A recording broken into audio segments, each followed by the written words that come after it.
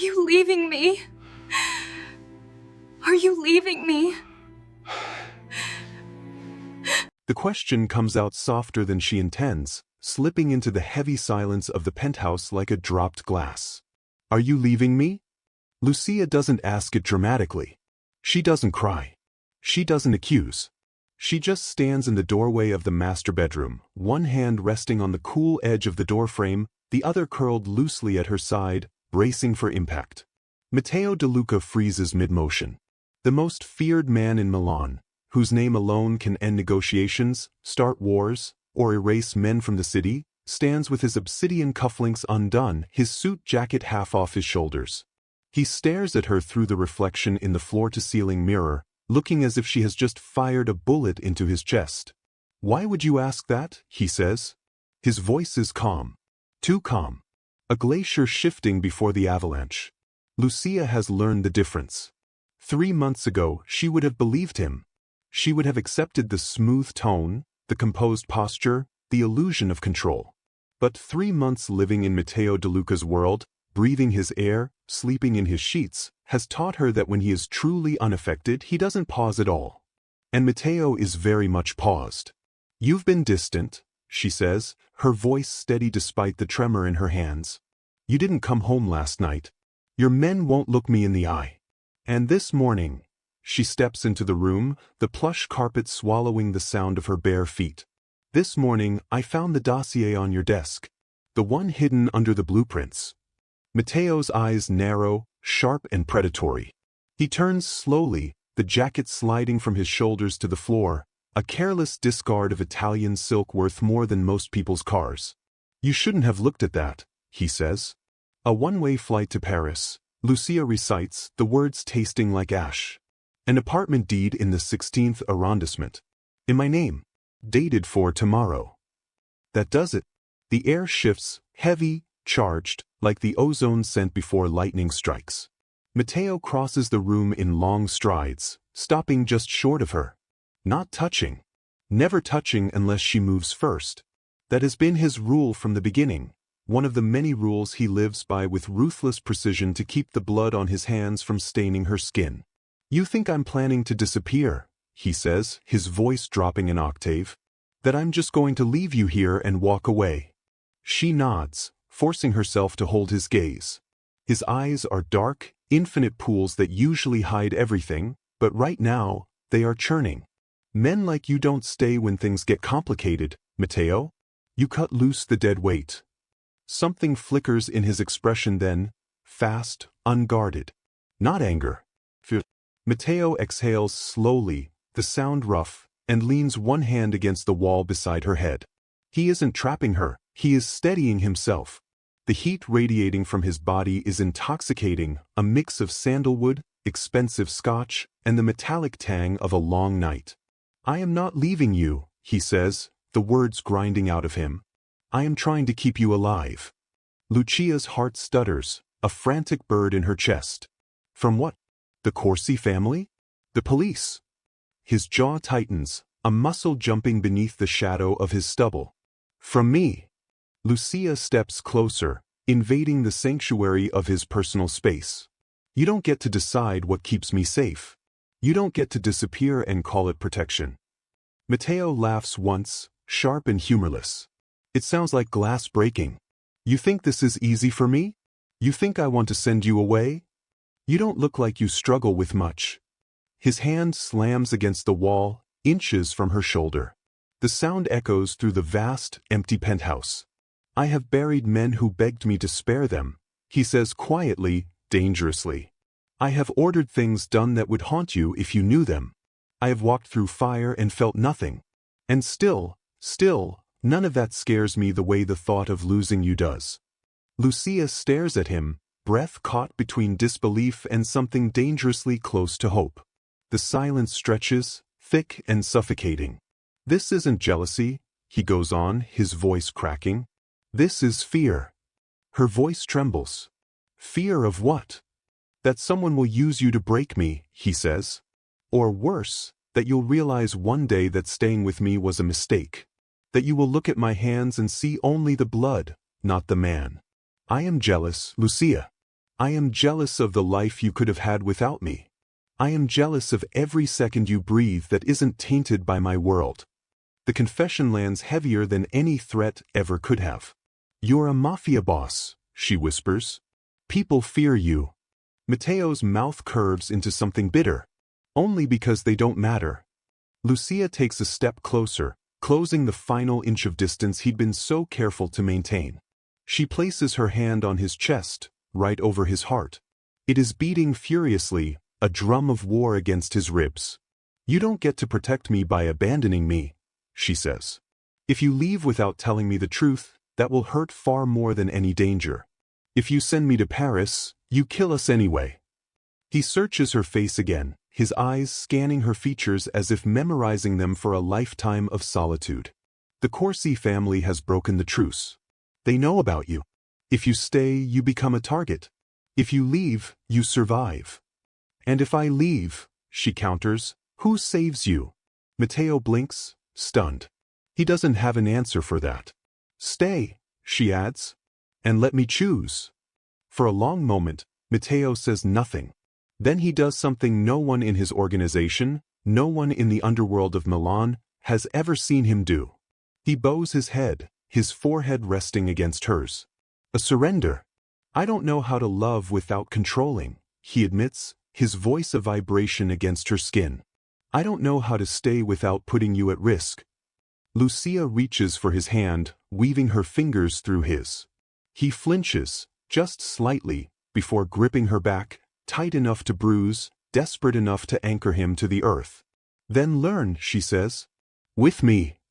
She reaches into the pocket of her silk robe and pulls out a folded piece of paper. She presses it into his free hand. He frowns, pulling back to read it. His eyes scan the document, and his brows knit together. It is a flight reservation. Not for one. For two. You're not running alone, she says softly. If there's danger, we face it together. Or you admit that this was never about safety, only about you being afraid to need someone. Matteo looks from the paper to her face. A laugh escapes him, soft, incredulous, almost broken.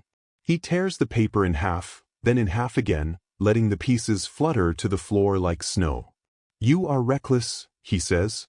Only with things that matter. He grabs the back of her neck, his thumb tracing the pulse point, and kisses her. It is not a gentle kiss. It is a claiming, a desperate seal on a pact that might kill them both. When he pulls away, his eyes are burning with a new, terrifying resolve. We are not leaving Milan, he says. We stay. But if we stay, my rules change. You do not leave this penthouse. You do not open the door. You become a ghost. I can do that, she lies. We will see, he says ominously. He walks to the wall panel and punches in a code. Steel shutters begin to descend over the panoramic windows, blocking out the golden Milanese sunlight, turning the penthouse into a fortress. The hum of the hydraulic motors is the only sound in the room. The transition is immediate. The lover vanishes. The dawn returns. Matteo pulls his phone from his pocket, dialing a number. Activate Protocol 0, he commands into the device, his back to her. Secure the perimeter. No one in or out without my direct authorization. If you see a Corsi soldier within 2 blocks, kill them. He hangs up and turns back to Lucia. The room is dim now, lit only by the recessed amber lights. Welcome to your cage, Lucia, he says. 2 days pass in the twilight of the lockdown penthouse. The air conditioning hums a monotonous tune. The world outside exists only on the bank of security monitors in Matteo's study. Lucia watches the screens, black and white feeds of the lobby, the elevator, the street. It's a silent movie of a city holding its breath. Matteo is a ghost in his own home. He spends hours on encrypted calls, speaking in rapid-fire Italian dialects that Lucia can't parse. He sleeps for 2 hours at a time, sitting up in the armchair facing the bedroom door, a Beretta 92 FS resting on the side table. He is keeping his word. He is protecting her. But the distance is back. Lucia sits on the velvet sofa, tracing the rim of her coffee cup. The isolation is gnawing at her. She stands up and walks to the study. Matteo is staring at a map of the city spread across his mahogany desk. Red markers slash through districts like open wounds. I need to do something, Lucia says. Matteo doesn't look up. You are doing something. You are staying alive. I'm rotting, Matteo. I can't just sit here while you fight a war. He looks up then, his eyes rimmed with red. This isn't a debate. You wanted to stay. This is the cost. Before she can argue, the intercom buzzes. It's the concierge, the one on Matteo's payroll. Signor De Luca. The voice crackles. The package. It cleared the X-ray and chemical sniffers. It's marked for the Signora. Matteo stiffens. Bring it up. Leave it outside the door. He moves to the entrance, checking the peephole, checking his gun. He opens the door, retrieves a small, velvet-wrapped box, and slams the locks back into place. He places it on the kitchen island. Did you order something? No, Lucia says, stepping closer. Matteo produces a knife and carefully slices the tape. He opens the lid. The color drains from his face. Lucia looks inside. It's a scarf. Her scarf. A vintage silk Hermes print she had lost 3 weeks ago at a cafe near the Duomo. She had assumed she dropped it. Resting on top of the folded silk is a single bullet. And a note, written in elegant, old-fashioned script. She smells like vanilla. A pity to waste such sweetness. Matteo's hand crushes the note. The veins in his forearm bulge. They were close, he whispers, the realization horrific. They were close enough to smell you. Close enough to take this from your bag. Lucia feels a cold shiver slide down her spine. The jealousy Matteo spoke of earlier makes terrifying sense now. It wasn't about possession, it was about the knowledge of how vulnerable she truly was. Matteo, she starts. Get dressed, he orders, his voice devoid of emotion. Gym gear. Now. Why? Because if they get past me, he says, turning to her with eyes that look like dead stars, you are going to need to know how to kill them. The private gym is in the basement of the penthouse, a soundproofed box of chrome and rubber.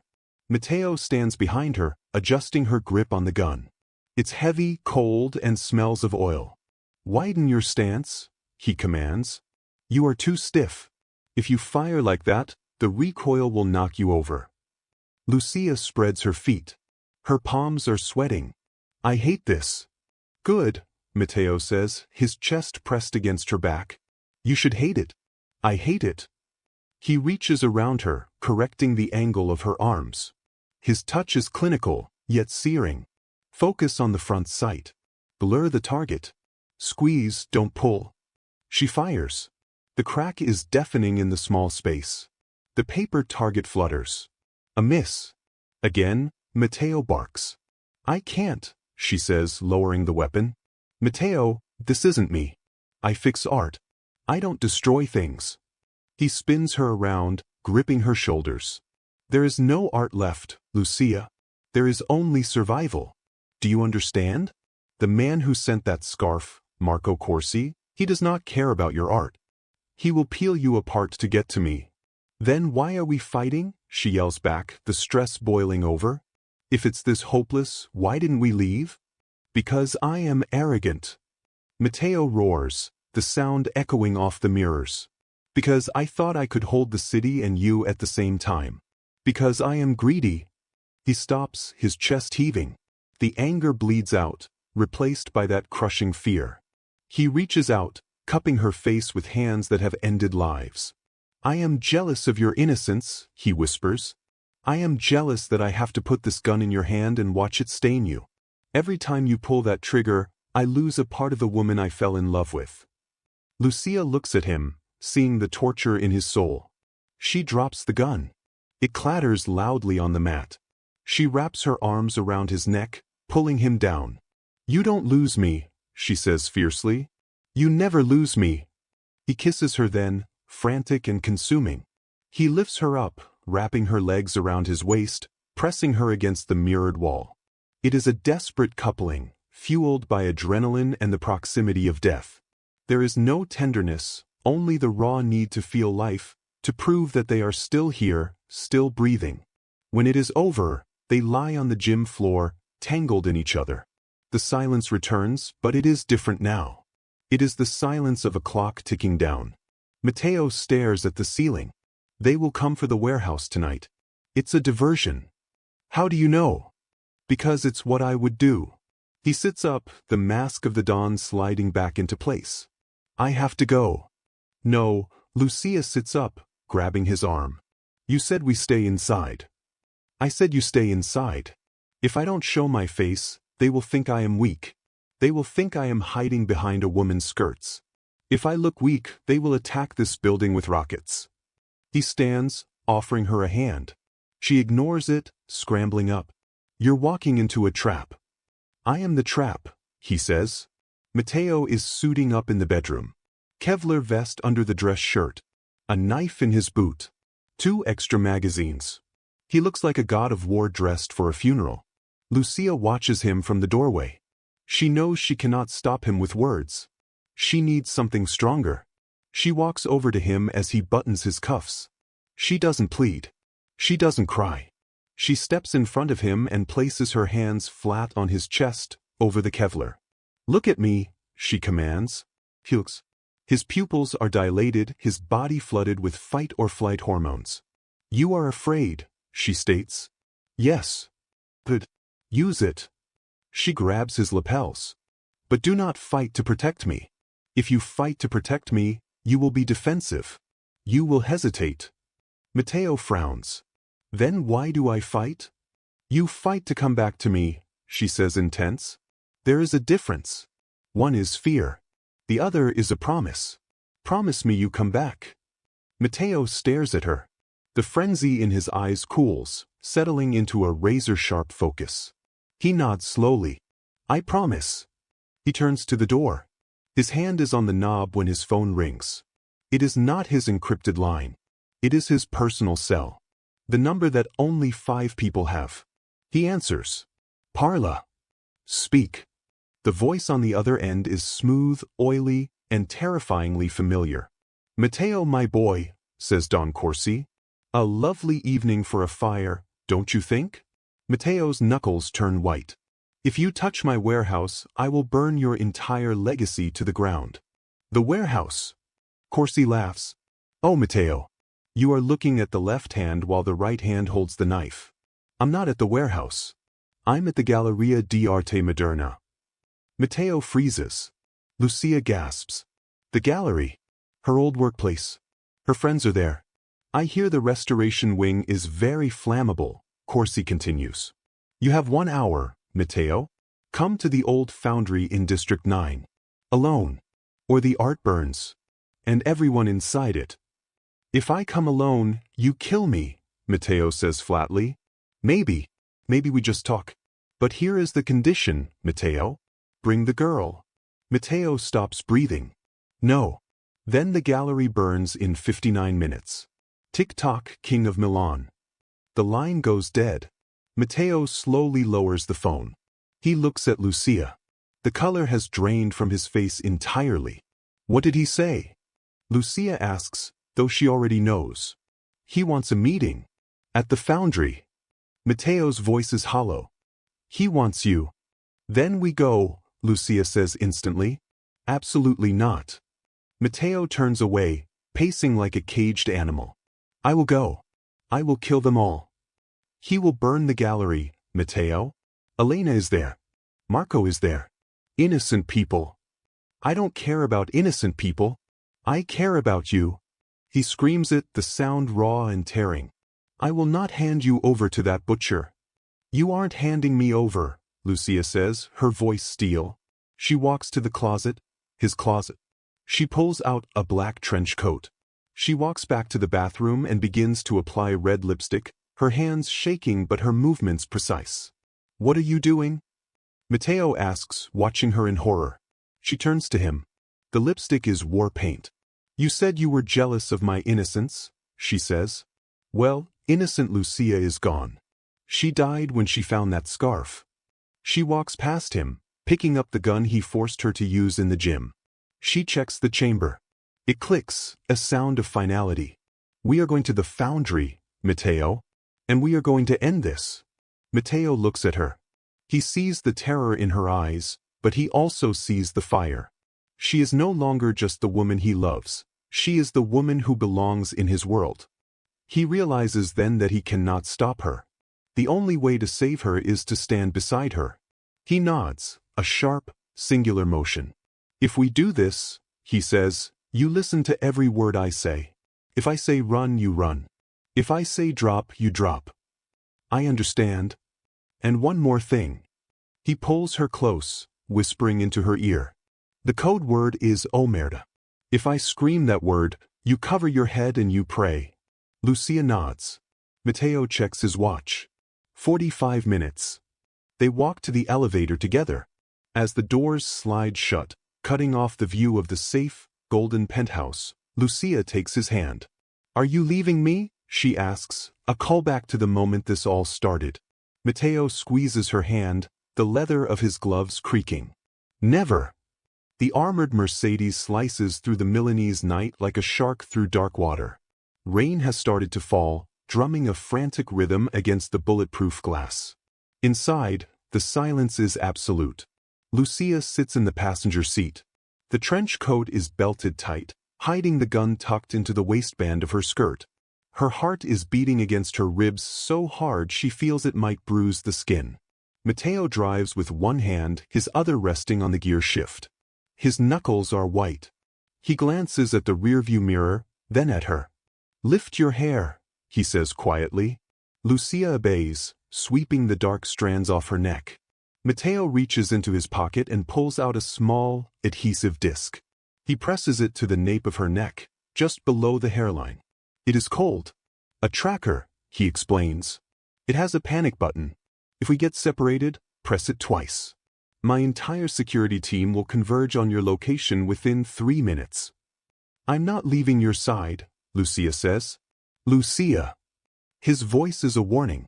We are entering a foundry owned by a man who dissolves his enemies in acid. You do not make promises you cannot keep. If I go down, you run. If you go down, she counters, turning to face him, I'm not running anywhere. Matteo grips the steering wheel, the leather creaking under the strain. He hates this. He hates that she is here, in the line of fire, smelling of fear and expensive perfume. It is the ultimate failure of his jealousy. He wanted to hoard her life, to keep it pristine, and instead he is driving her into hell. We're here, he says. The car turns off the main road, tires crunching over gravel and broken glass. The foundry looms ahead, a skeletal beast of rusted iron and smokestacks against the purple sky. Matteo kills the engine. The silence rushes back in, heavier than before. He turns to her, his hand cupping her cheek. His thumb brushes her bottom lip. Remember the word, he whispers. Omerta, she breathes. And remember this, he says, leaning in to kiss her forehead. I love you. More than I love my pride. More than I love my life. He pulls away, the mask of the Don sliding back into place like a visor. Cold. Detached. Lethal. Let's go. Inside the foundry, the air tastes of sulfur and old grease. The only light comes from halogen work lamps suspended from the high ceiling, casting long, jagged shadows that dance on the concrete floor. In the center of the vast, hollow space, a table has been set. White linen, crystal glasses, silver cutlery. It looks grotesque against the industrial backdrop, a civilized lie in a savage place. Don Corsi sits at the head of the table. He is an older man, rotund but solid, with eyes like beads of black glass. 3 armed men stand behind him. Matteo walks in, Lucia a half-step behind him. He radiates power, his stride eating up the distance, but his body is coiled, ready to snap. Matteo! Corsi spreads his arms wide, a smile stretching his thin lips. And the lovely Lucia. You brought a guest to a business meeting. How modern. Where is the order to stand down? Matteo asks, not sitting. Call off your men at the gallery. Sit, sit, Corsi waves a hand. The wine is breathing. A Burlo, 1998. Your favorite. Matteo pulls out a chair for Lucia. She sits, her spine rigid. He takes the seat opposite Corsi. The gallery, Matteo repeats. Corsi sighs, picking up his glass. You are so impatient. It is done. My men have withdrawn. For now. He takes a sip, his eyes sliding over to Lucia. You are even more beautiful than the surveillance photos, my dear. I see why Matteo is so distracted. Lucia meets his gaze. She doesn't flinch. I'm not a distraction. I'm a partner. Corsi laughs, a wet, wheezing sound. A partner? Oh, that is rich. Matteo, does she know? Matteo's hand tightens on the table edge. Don't. Does she know, Corsi continues, leaning forward, that you were selling your territories? That you were liquidating assets? I saw the chatter, Matteo. You were cashing out. Planning to run away to Paris and play house. Lucia freezes. The flight ticket she found, it wasn't just a safety measure. It was a retirement plan. He was going to give it all up. For her. He is a lion trying to become a house cat, Corsi sneers. And all because of a woman. It is pathetic. You have become weak, Matteo. You fear death now. A man who fears death cannot lead. I don't fear death, Matteo says, his voice low and vibrating with menace. I fear what I will do to you if you look at her again. Corsi's smile vanishes. He snaps his fingers. From the shadows, 2 more men emerge, carrying assault rifles. I think, Corsi says, standing up, that I will take the girl. She will be insurance. You, Matteo, can stay here. My men need some target practice. One of the guards reaches for Lucia's arm. His fingers brush the silk of her coat. The contact snaps the last thread of Matteo's control. Oh merda! Matteo screams. Lucia drops. She throws herself from the chair to the dirty concrete floor, covering her head with her arms. Above her, the world explodes. Matteo moves faster than thought. He flips the heavy table with one hand, sending crystal and china crashing into the guards. In the same motion, his gun is out. Bang bang. 2 shots. 2 bodies hit the floor. But there are too many of them.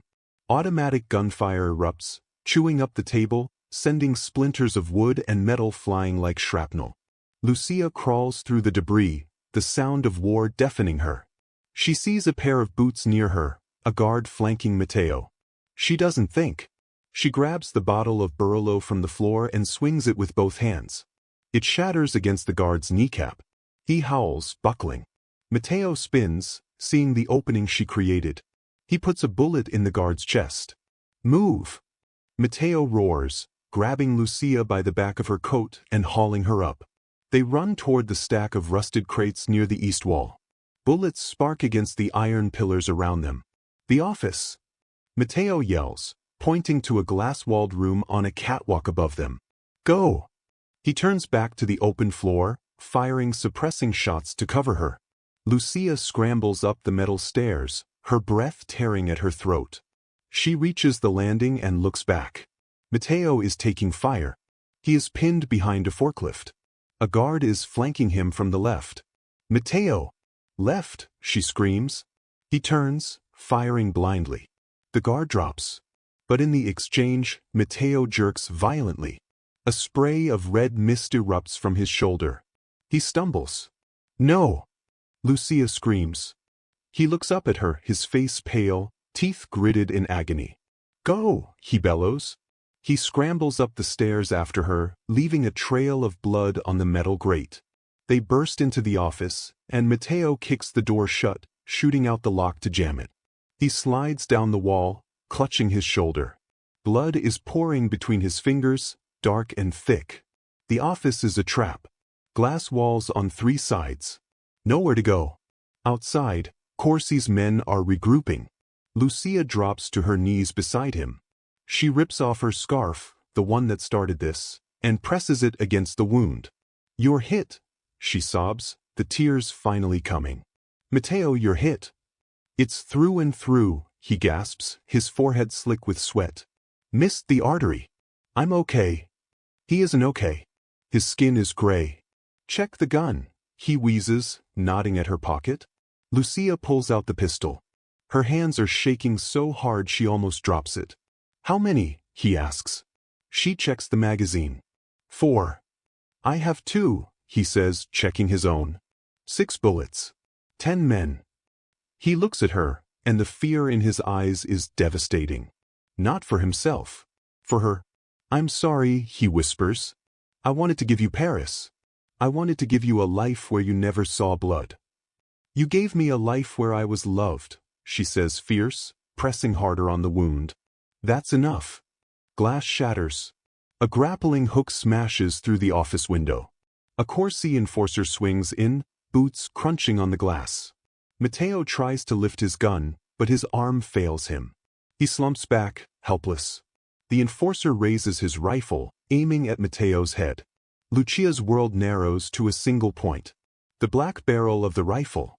The man she loves, bleeding on the floor.